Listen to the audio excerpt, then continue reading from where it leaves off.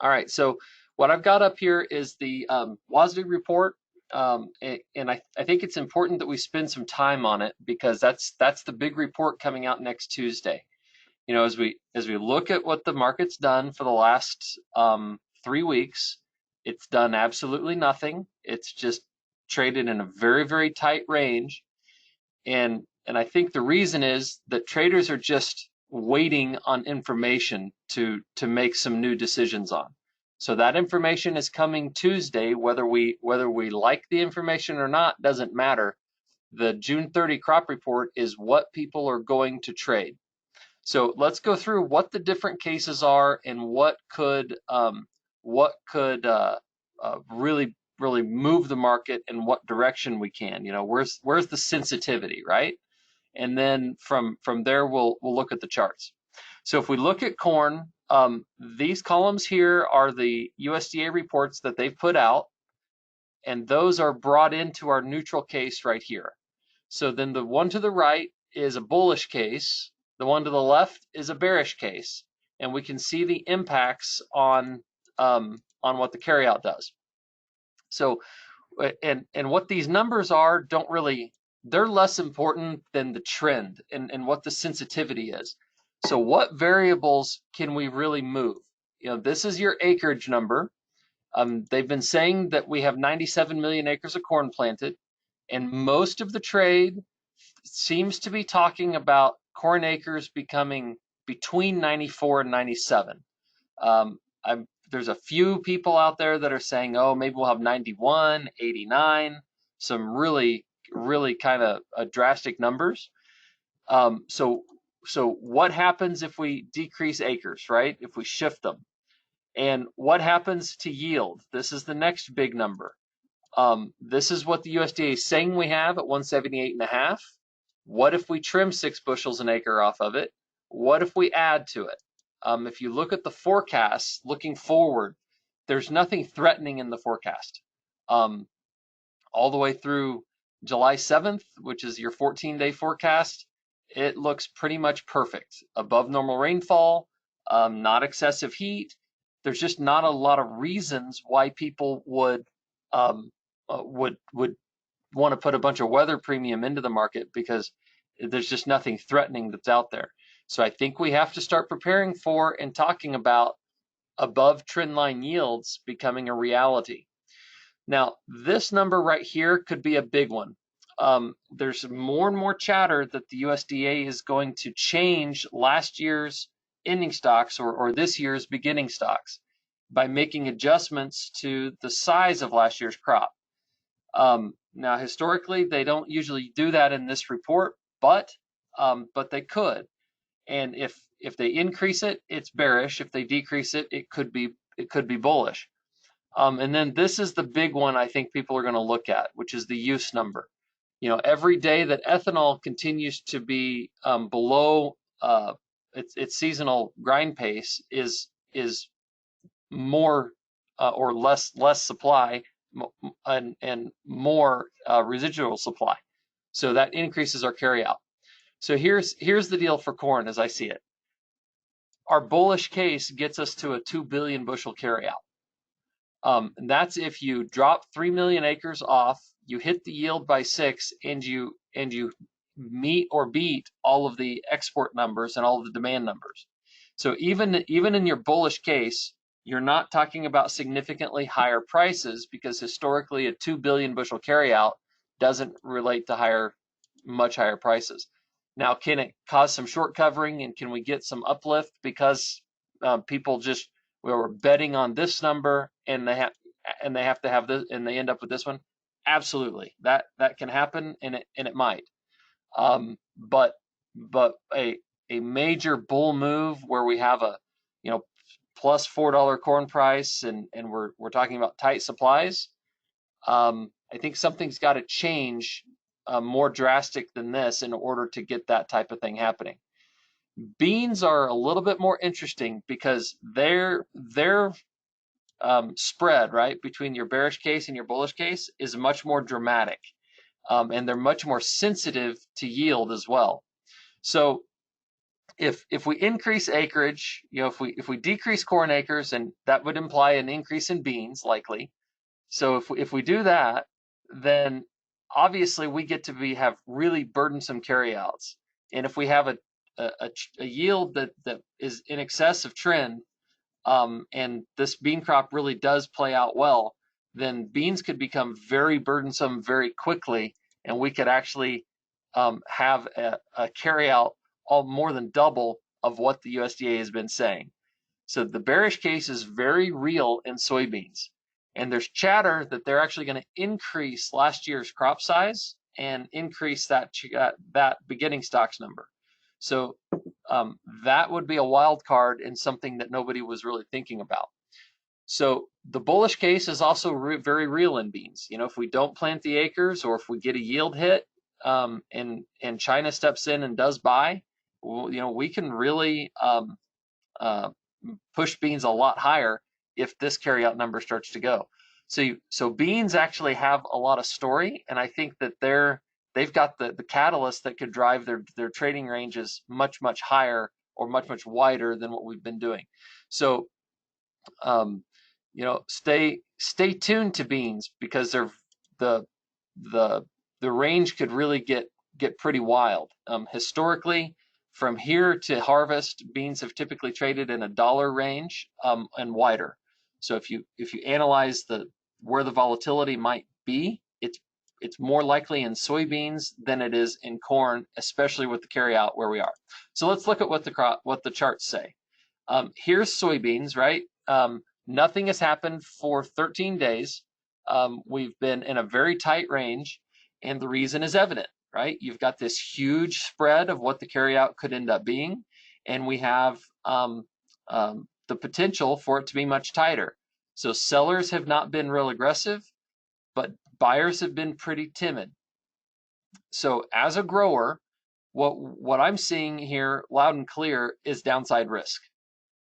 Everything about this chart setup can turn either bullish or bearish really quickly, which means the downside risk is very real, and we should probably be pretty defensive about that coming into a season with basically perfect weather, and recognize that even with China buying, we have the ability to out yield even what their demand estimates could be, and so we have downside risk.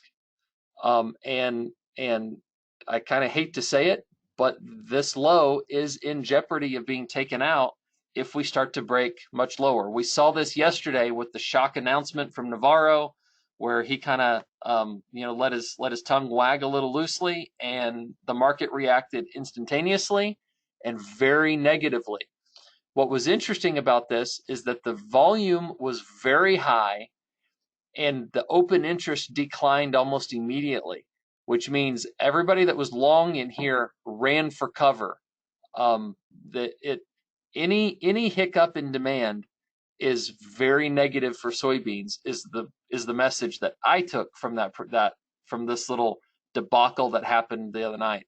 If you weren't paying attention, this whole spike happened in about 15 minutes, from when he spoke to when he tried to retract his statements, um, and it moved very quickly. So to think that we're out of the woods on beans and we don't have downside, I do not agree with that at all, and think that we should be hedged, and think that we should be genuinely concerned about yield beating trend line and causing that carry out to go ahead and grow. In my view, you got two lines in the sand. You've got 870, which would be this low right here, and you've got this reactionary low down here at 865.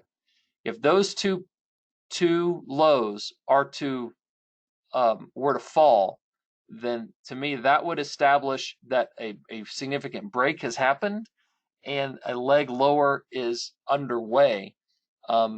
And then, of course, a downtrend is lower lows and lower highs, right? So if this breaks and starts a leg lower, the next rally is very important, because if it fails and reverses lower, now you have a new downtrend coming off of this. And that would certainly put that low in target and something much lower beyond there. How low can soybeans go?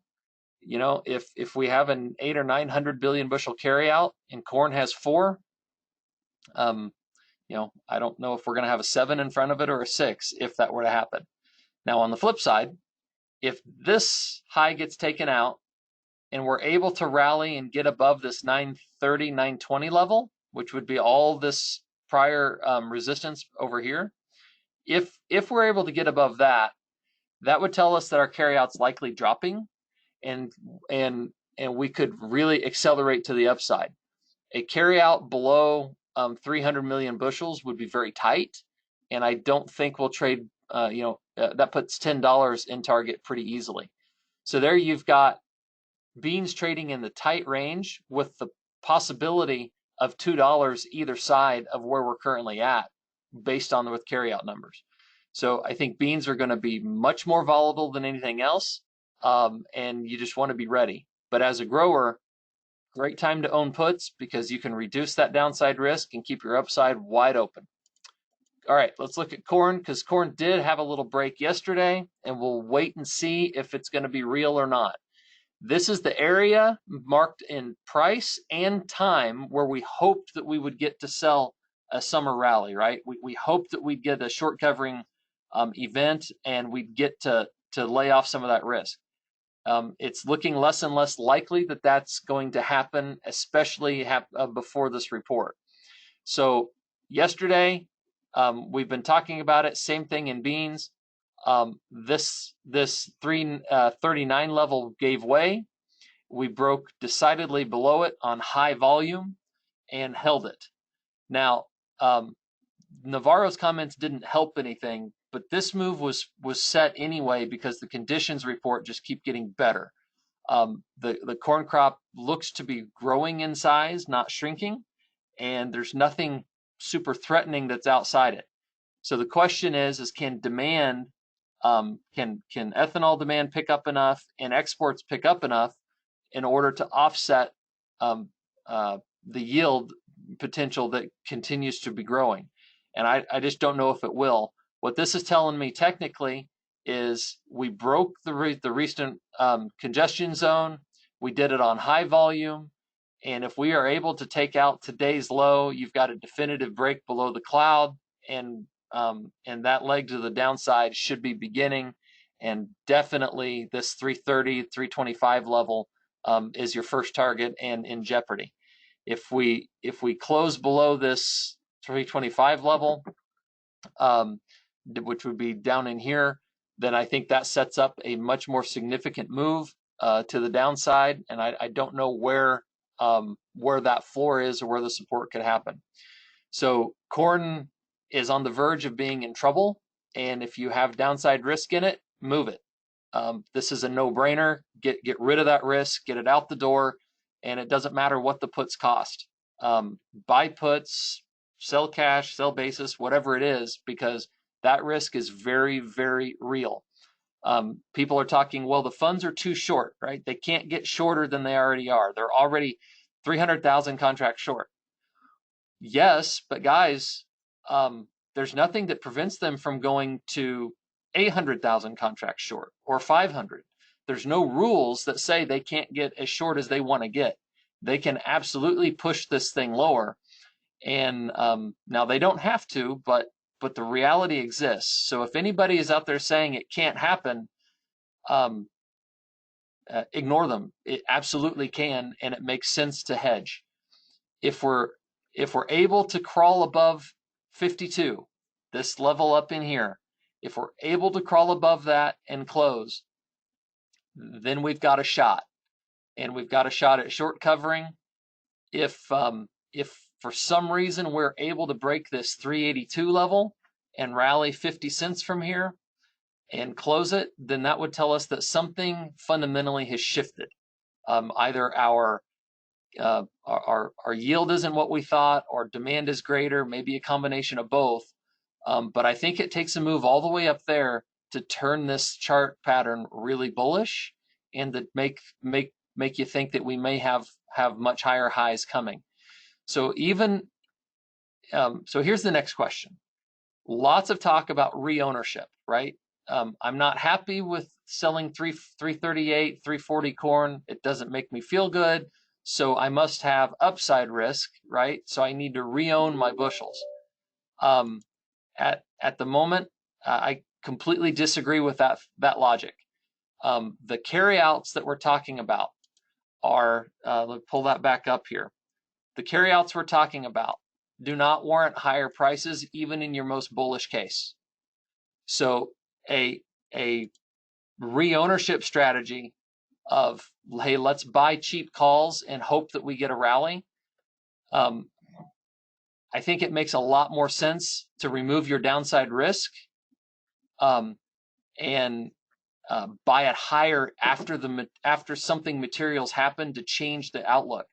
Otherwise, it's a much better bet to bet that we're going to break and buy it cheaper, because it's a lot more compelling to buy calls out to next March, May, or July at 310 than it is to try to buy a $4 call or a 370 call today.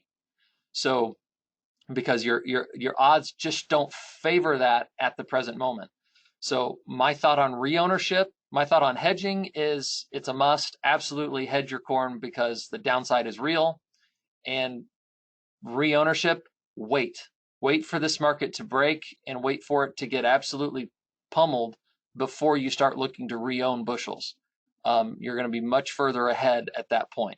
So hate to be that bearish, but I just don't see anything out there that's going to spook traders to want to get long this market.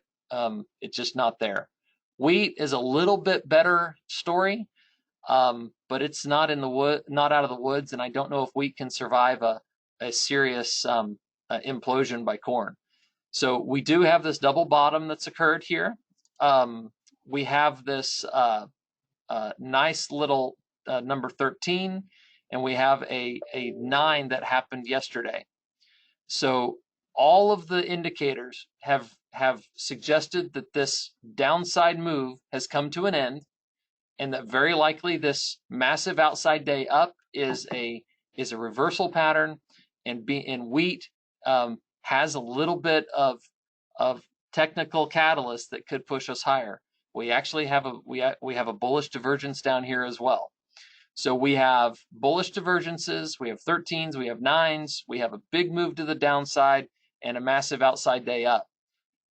For the time being, the best reading here is that the low is in wheat, and we should be able to push us higher. We do also have a very short fund position here, so that could easily move us higher if they decide that they need to cover. So I don't think we're going to go back to $5 or $5.30, but a small rally or something up into this $4.75, $4.80 range is possible. One last thing on wheat. The options expiration is this week, and the open interest in the July is up around 460, where all the open interest is.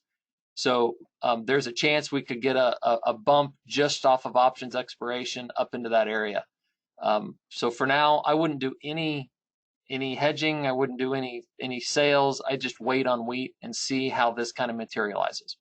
All right, that's 18 minutes. I hate to be as bearish as we are on corn, but we can't write the facts. We just have to read them and deal with them. So we hope that we'd get this. It just looks less and less likely.